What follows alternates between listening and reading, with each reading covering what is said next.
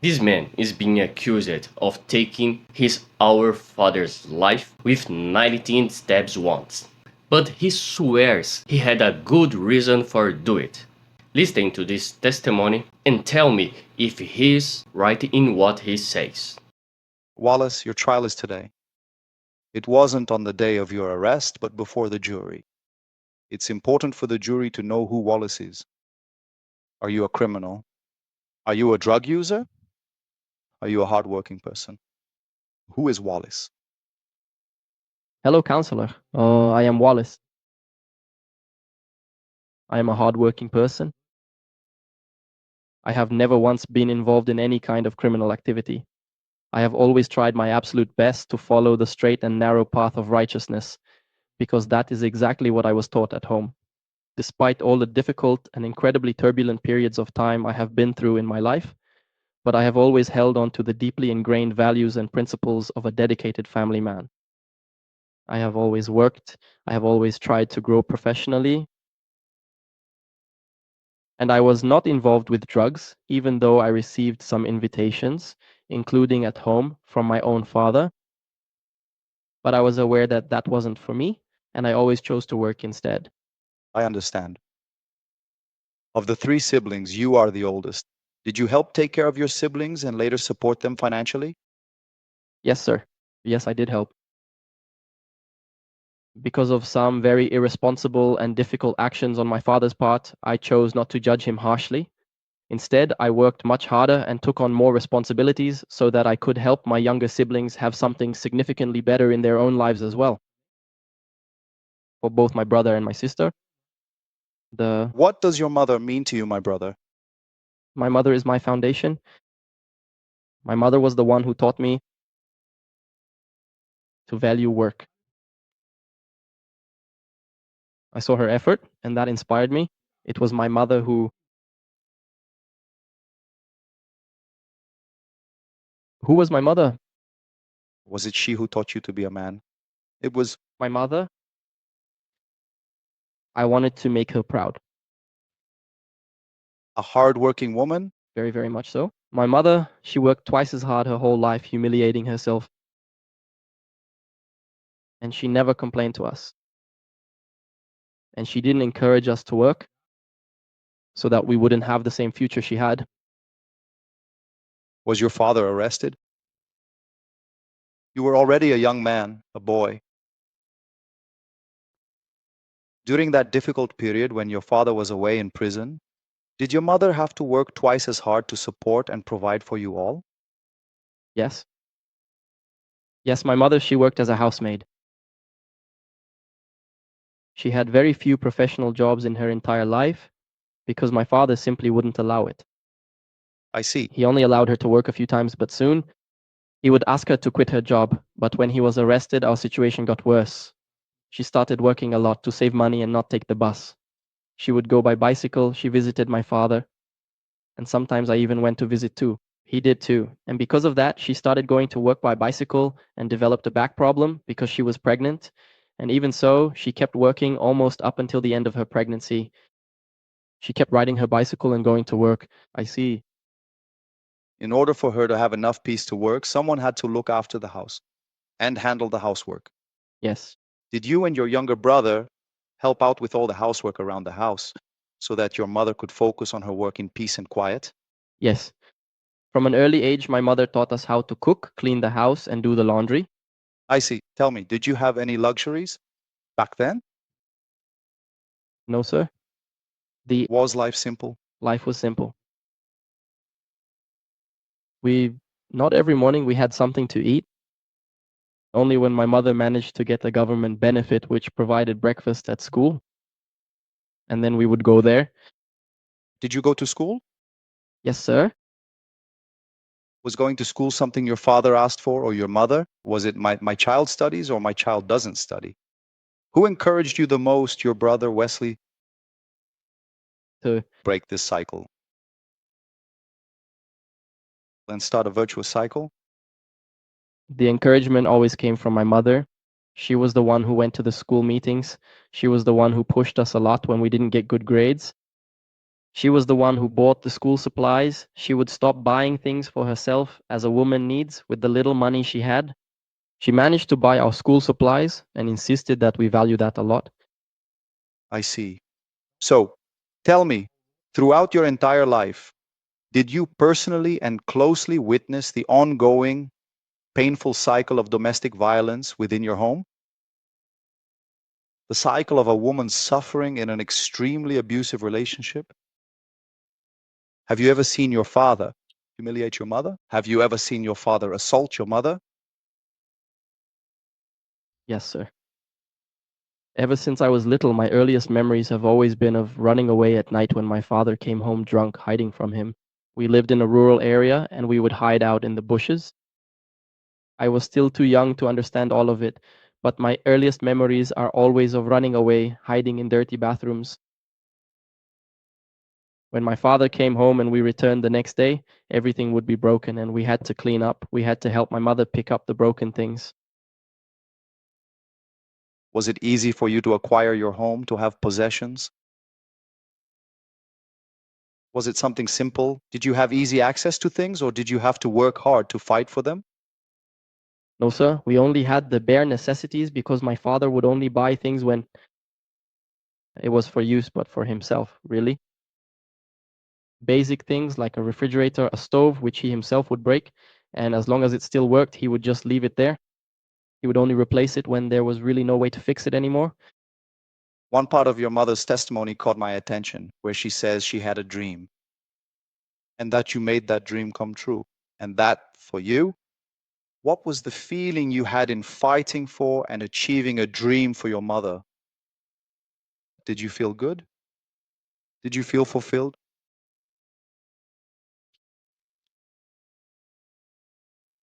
This dream of my mother's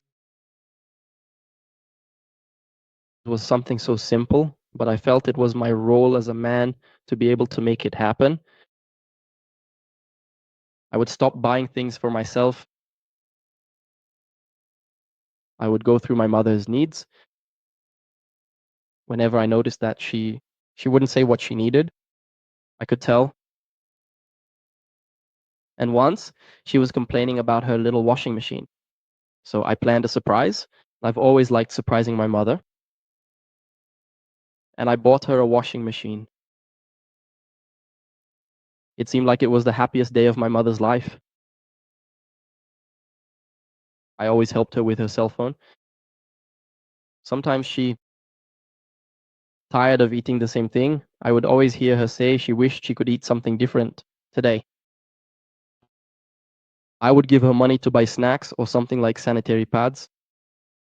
The intimate and small things of daily life, were you the one who had to help with those? I stepped in to help because she was unable to work at the time. And I knew my father wouldn't give her any money for those things. He simply didn't care at all about those small details. I didn't want my mother to have to ask other people, so I would buy them for her. I see. When your father goes to prison, you are forced to become a man much earlier than expected. Then eventually your father gets out of that prison. Looking back at it now, did he come out as a better person, or was he actually worse? How exactly was the experience for you when your father finally came back home from prison? My father came out worse. He came out very changed. He used to brag a lot about having been in prison, about making friends inside the jail. He became much more aggressive, but not in the first few months. In the first few months, when he got out, he seemed like a different person in a good way. But quickly he showed a side I had never seen before. Much worse, much worse. Did he use drugs like that right in front of you openly without any care? Man, I use drugs, but I do it away from my son. Did he have that feeling? No. He used at home, he used in bars, he even offered it to me. It was normal for him to offer it to anyone, even at home as well. My brother once told me that he had offered it to him too, as well. I thought it was just to me, but he had also offered it to my brother. He didn't care about hiding it, no. Yeah, Your mother gets pregnant. And apparently the family said that this child wasn't hers. No, it wasn't his. Yes, That happened. this child, who is your sister, a baby.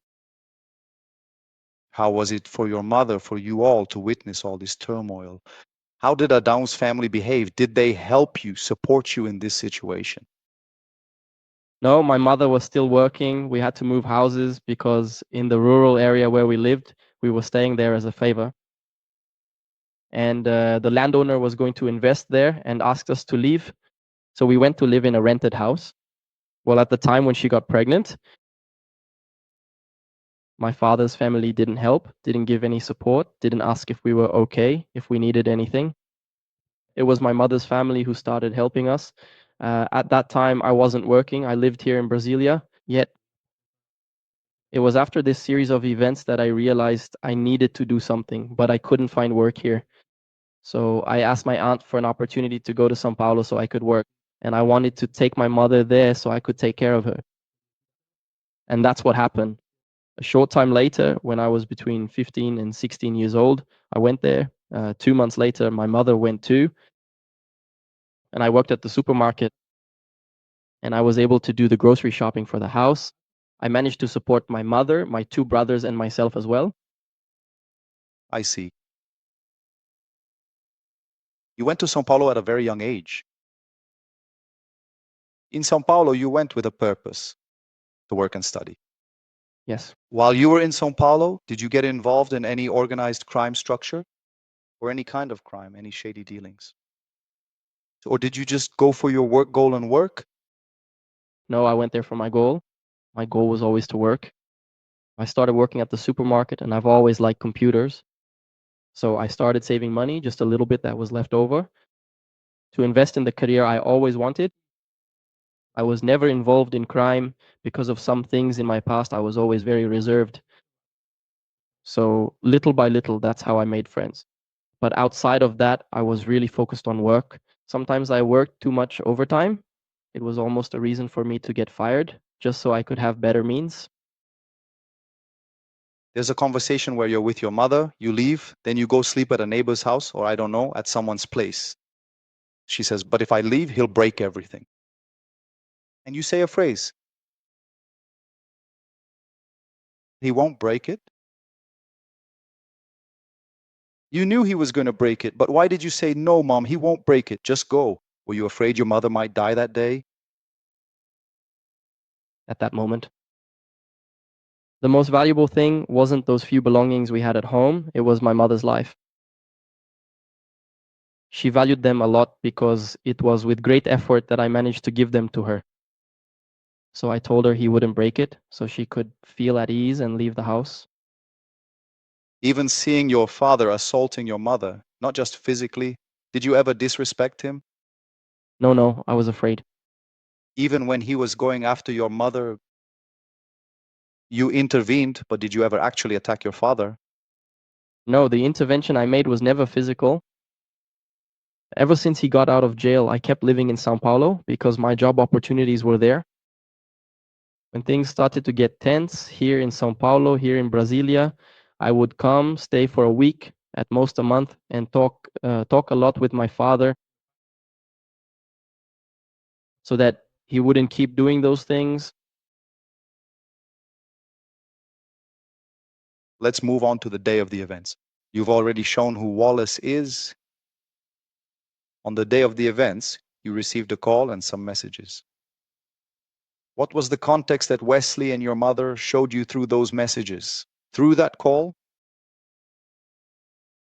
My father, and he always assaulted my mother, but we hadn't seen blood yet. For my brother to have taken action against my father, it was because he saw something we hadn't seen yet, my mother bleeding. Was that a violent emotion for you? Did it affect you uncontrollably? Yes, sir. Did you hear your brother's testimony? Yes. I asked him directly on that very day, did you actually want your father to pass away at that time? And he answered, yes, I did. When you witnessed the very first time that your mother was bleeding, did that sight really affect your inner feelings deeply? Did it cause you a great deal of personal pain, or did it cause you to experience a long period of intense suffering? Yes, sir. Your sister suffered, your mother reported it. How did she suffer seeing a home completely devastated by drugs? Actually, yes, my sister gradually started to become very shy. She didn't want to stay at home. She was terrified of being near my father, which really affected me. It raised a lot of doubts for me. But when my brother sent that message, I can't describe the feeling I had at that moment. A fear, a terror, a desperation. Your brother mentioned that the true superhero of his entire life is you, and your mother feels the same way too. So who would you say is your sister's personal superhero? My sisters. For my sister, I believe it's me. Once she told me when my father was still alive, she said that I was her father. And honestly, that really shook me because it was just so unexpected.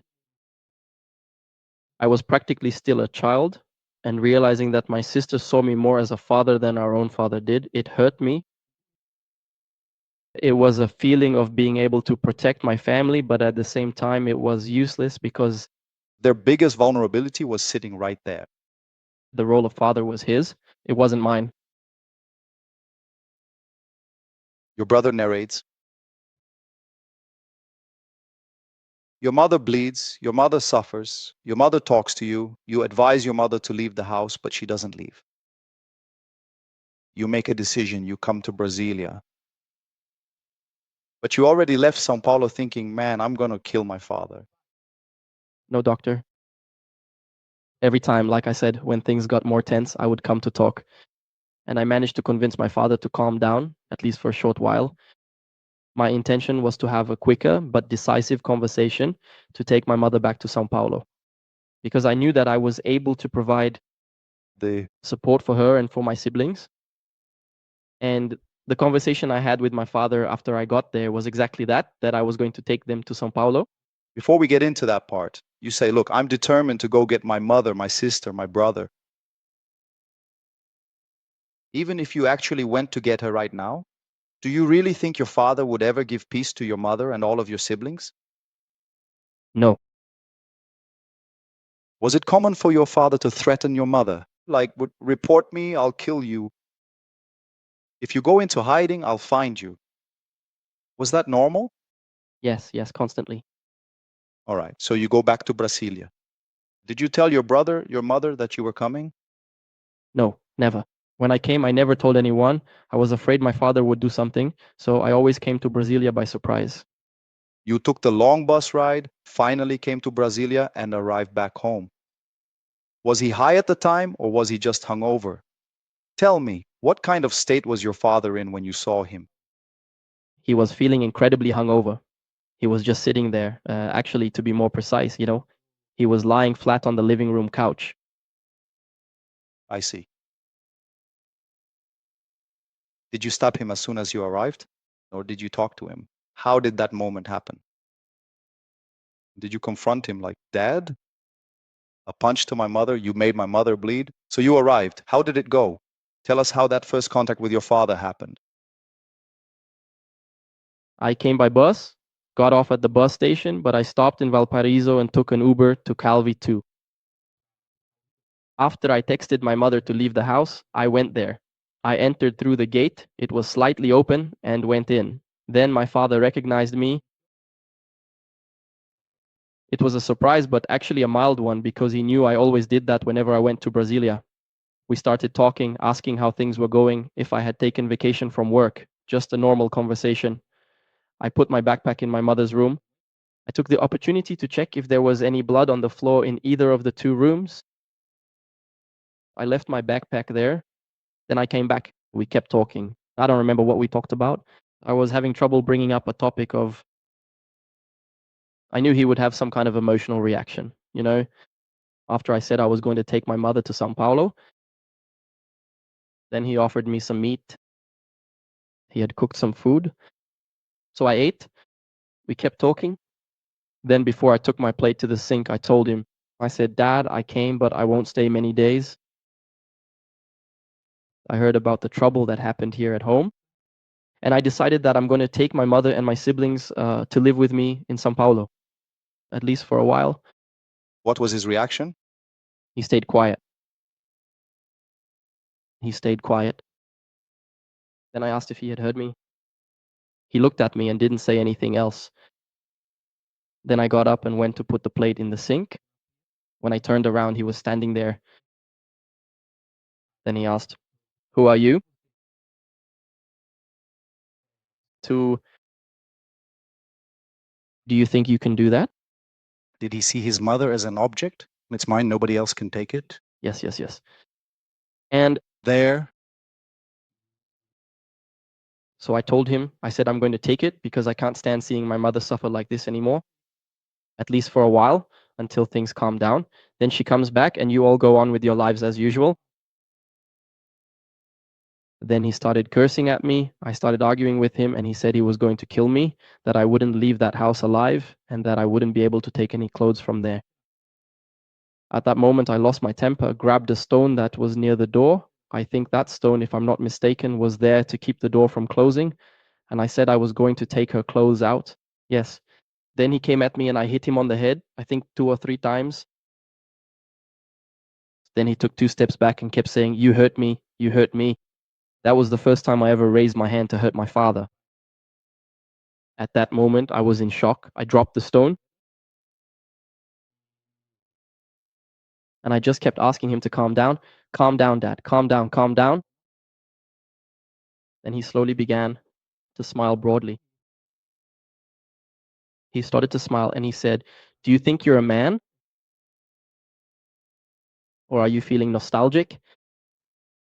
nostalgic? Nostalgic for what?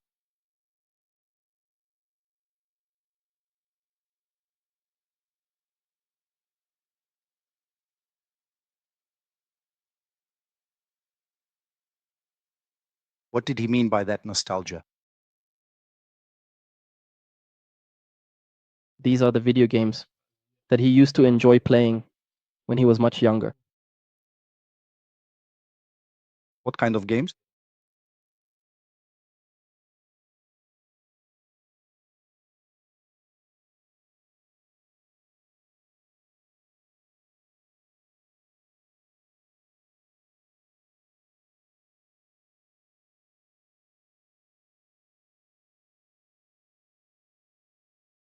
What did he do to you? What did he do to you?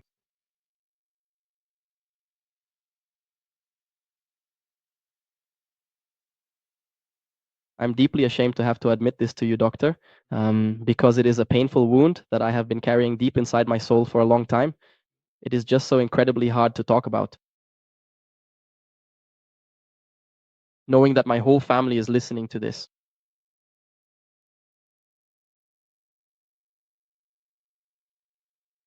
Then one time my mother got a job at the meatpacking plant that was really close to our house. She was going to work in the kitchen. One day my father came home really early from work and I was out in the yard. This was in the rural area here in Brasilia. And then he suddenly called me on the phone. So I went.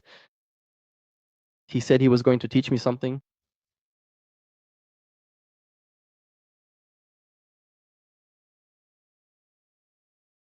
Did your father violate you? Nowhere in the case file does it say that. This is the first time I'm hearing this information.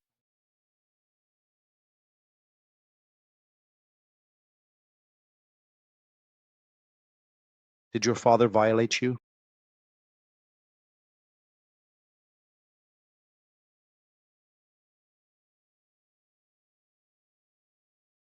You leave home at 16 years old to work.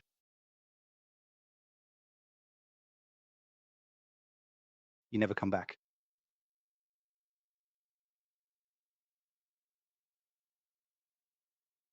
At that moment, what did you do with your father?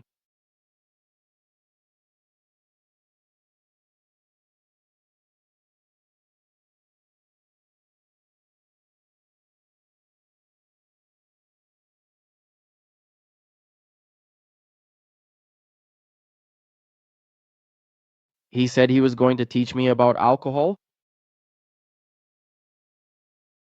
I don't remember exactly how old I was. You were about 8 or 9 years old. Then he suddenly took out his penis, and then he explicitly told me to touch it. Did your mother know about this? No. No, he told me not to tell her because he said he was going to teach me so that when I grew up, I could do it with girls.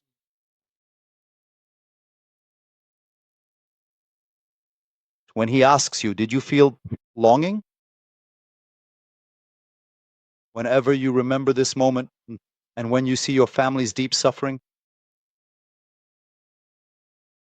what was your reaction? I lost my strength, even though I had it. I think I was 23 years old at the time,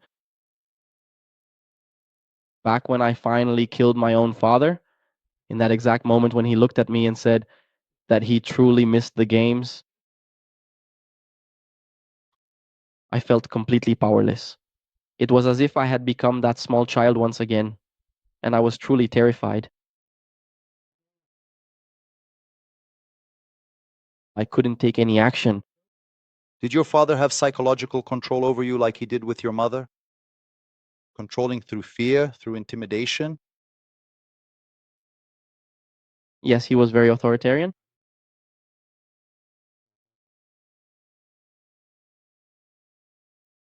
He said that if I told my mother he would kill her, then he would ask if I wanted my mother to be killed. I said no. So he said I wasn't supposed to tell. At exactly what specific moment did you take the knife and proceed to stab him? He came at me. When he asked if I missed him, I think he thought I was going to go after him, but I couldn't. I stayed near the sink. Then he started getting closer with one hand on his head. Then I thought he was going to do it again. Or maybe he was going to kill me.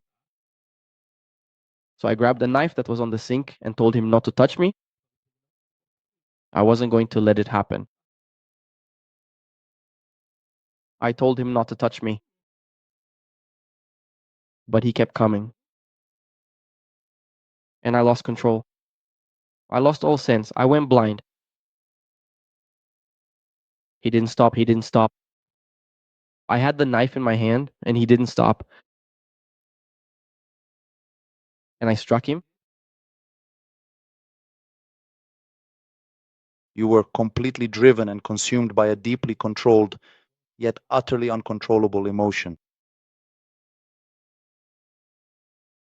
You blacked out. I blacked out. When he fell, it was like I woke up. He fell near the refrigerator. He was still alive. Then I went out to call for help. I called out to him. He didn't answer me, but he was moving. Then when I was about to leave, I still had the knife in my hand. So I looked and I threw the knife into the lot next door where there are some trees. And I looked at myself. I was covered in blood. Then a feeling of fear came over me. They're going to kill me. They're going to kill me. Then I went back inside. I didn't know what to do. My backpack was in the bedroom. I couldn't get past the body. And near the sofa, I called out to him. He didn't answer.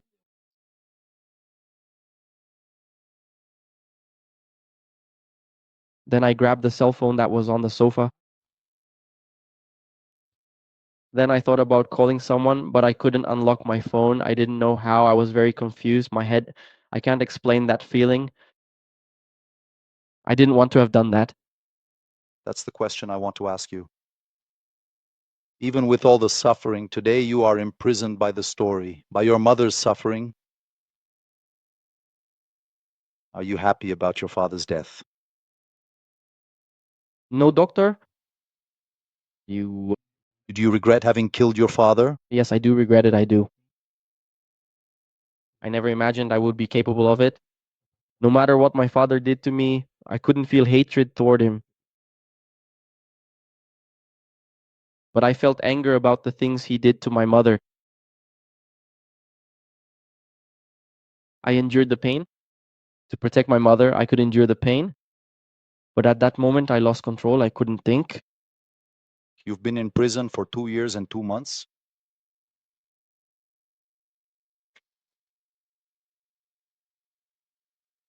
Yes, doctor. 2 years, 2 months, and 20 days.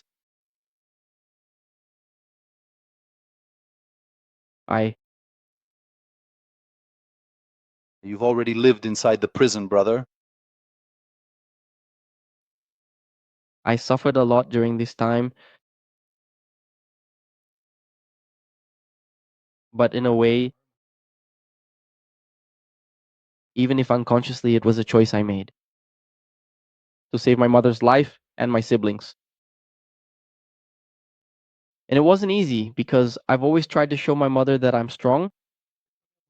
I always wanted to keep up that appearance for her. But I simply wasn't able to do it. Let me ask you a question. Would you be able to endure this pain of imprisonment, of restriction? For your mother, for your sister? Yes. To see them alive? Yes. I would endure it, doctor. I would give my life to see my mother and my siblings happy. I know this is very difficult. Does your mother visit you in the system? Yes, doctor. Did you visit your father in the system? Yes. Is your mother suffering doubled when she visits her son in the prison system? Yes, I can see it in her eyes. Even though she sometimes tries to hide it, I can see her suffering. She sees me like that, but I try to show her that everything is okay. And One question. Answer me only if you feel comfortable doing so. In the entire span of your whole life, today is a very special day. Are you able to see your mother with hope for happiness? yes, that is correct. Today, do you see your sister with hope for happiness? I do. If you had arrived at night, taken your mother and left, would that have solved this problem? I think I would have only delayed the problem. If I had had the right mindset, I could have done everything differently. But I believe my father would never have left us in peace. I understand. Walace, I'm satisfied with the questions. And I return the floor to the jury, Dr. Judge, if there is one, Dr. Prosecutor. Thanks. Doctor. Ladies and gentlemen of the jury, do you have any questions? I have a question. Tanya, please. These were the defense questions. Before showing the verdict, it's worth clarifying one point. I chose this trial for one reason. In it were only questions from the defense. In Brazil, the defendant does have the right to answer only the questions from his our lawyers. Even the many judges disagree, and this often leads to heated arguments in hearing. Brazil's Supreme Court has already ruled clearly on this in Sir. That's why in this case there were no questions from the prosecution or the judge, because he wasn't going to answer them. But the jury asked some questions. Take a look. Let's go. Mr. Wallace, you told me earlier that you lived in Osasco, didn't you? Yes, Your Honor. Greater metropolitan region of São Paulo. It's part of Greater São Paulo, right? Correct? Sir, have any criminal records there during that period? No. Any incidents, anything? No. All right.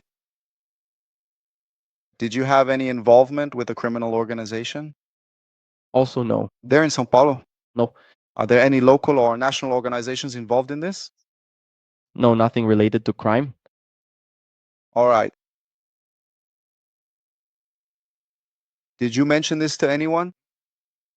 About Involvement with any organization? no, Your Honor. Any other questions from the jurors? Okay. Dr. Marcio, you have the floor. Just one question. It's a point the defense missed.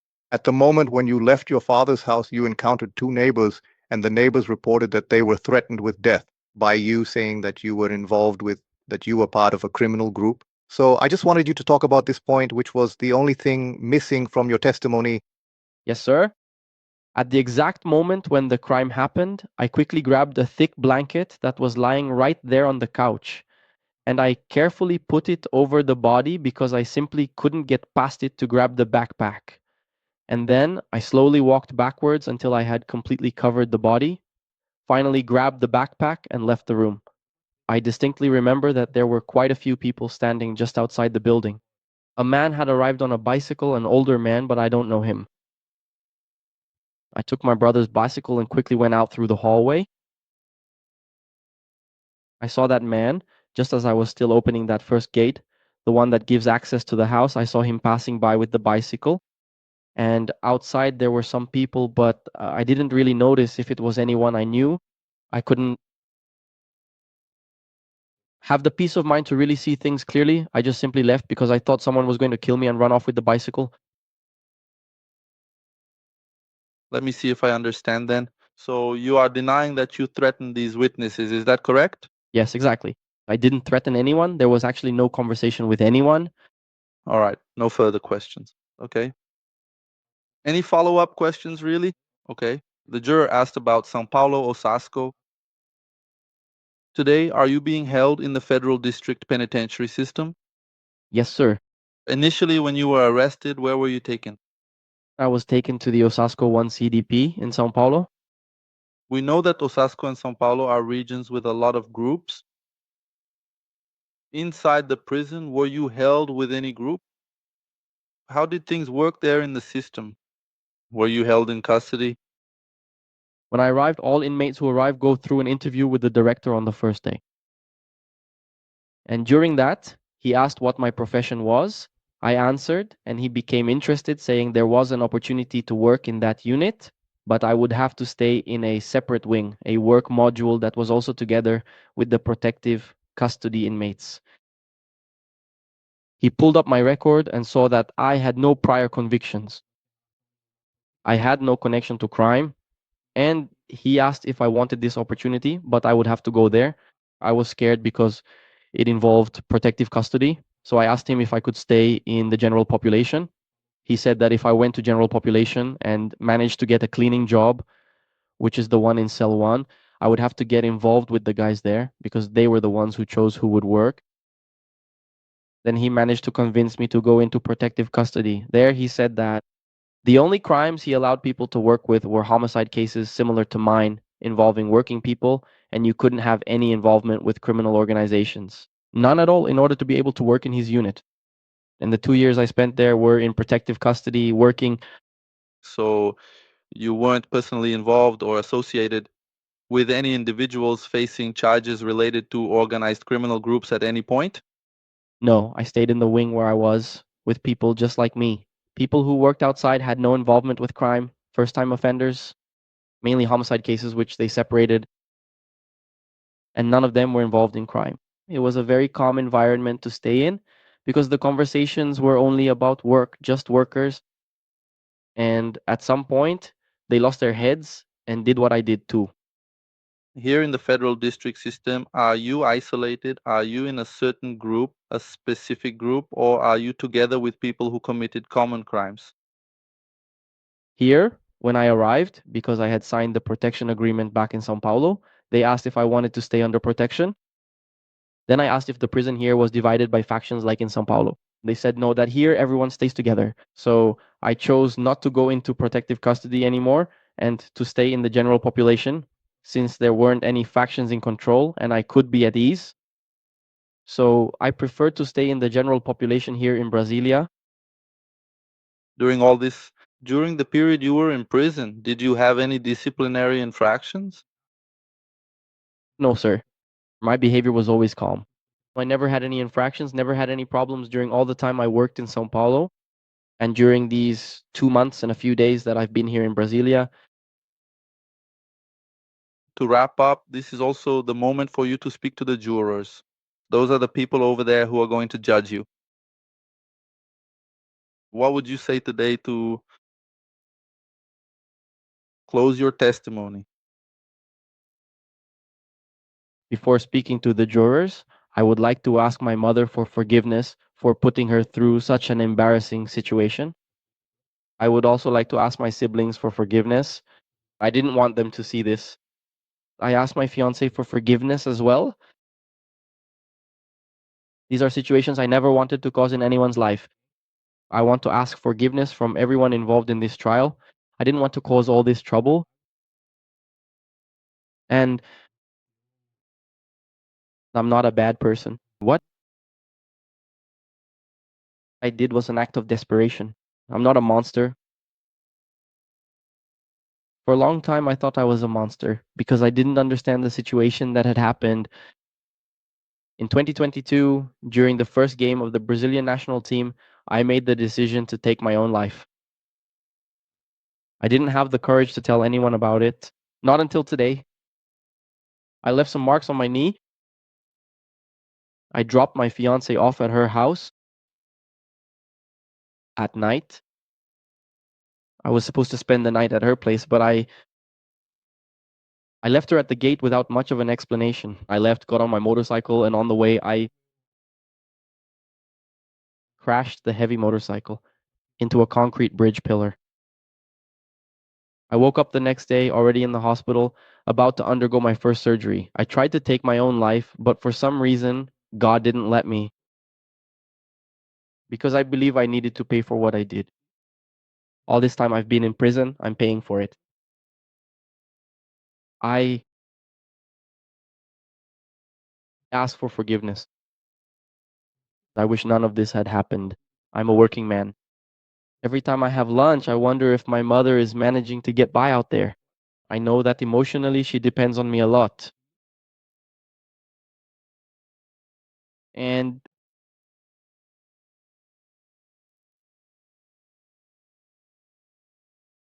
I'm not a bad person.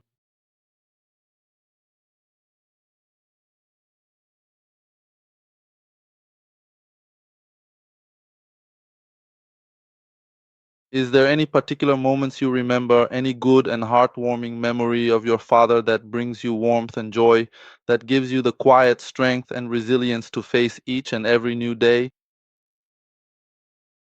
No. No more questions, right? Thank you. Interrogation finished. Alassi may take a seat. The defendant is implying that he committed the crime to defend himself from an attack by his father, and that this victim was very violent with the entire family, especially his wife, the defendant mothers. Do you think the jurors will acquit or convict this defendant? Leave your opinion in the comment below.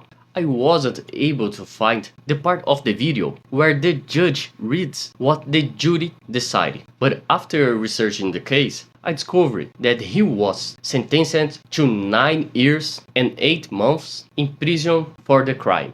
The jury recognized that the act was committed with violent emotion, which reduced the penalty. But during the trial, it became clear that the crime was premeditated. In fact, the defendant went to this father's city only to take his life.